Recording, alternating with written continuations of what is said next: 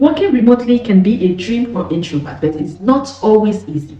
In today's video, we will talk about how to make remote work for you if you're an introvert. Why remote work can be a double-edged sword for introverts. But it's not all perfect. The same studies say that isolation can be a problem and burnout is real if you don't manage it well. In this video, I will share tips to help you succeed while staying happy and healthy. First, you have to create a workspace that's all yours. It should be free from distractions and designed for focus. In comfortable furniture, an ergonomic chair, or a standing desk. In how you feel after a long day. Set boundaries with anyone you lived with. Let them know when you are working so you can stay focused without interruptions. Mastering communications and collaboration. Often shine in written communication. Tools like Slack and email let you express your ideas without the pressure of speaking on the spot. New calls can be draining, so use them wisely.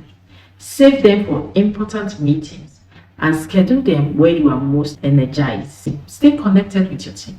Even a quick virtual coffee chat can help combat isolation and build relationships. Find your peak productivity hours. Are you a morning person or do you work best in the afternoon?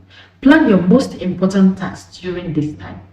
Time blocking is a great way to focus. Dedicate time for each task and stick to your plan. Don't forget to take break. A walk or some meditation can recharge you and keep burnout away. Maintaining your well-being. Self-care is essential. Exercise, meditate, or do something you enjoy to stay healthy and happy. Stay connected with loved ones. Regular calls or meet-up, even virtual ones, can help you feel less isolated. Set boundaries between work and personal time. When work is done, step away. This helps you avoid burnout and keeps your work-life balance in check. The right strategy, you can thrive and enjoy the flexibility of remote work. If you found this video helpful, please like, subscribe, share your own tips in the comment section. Thank you for watching. See you in my next video. Bye.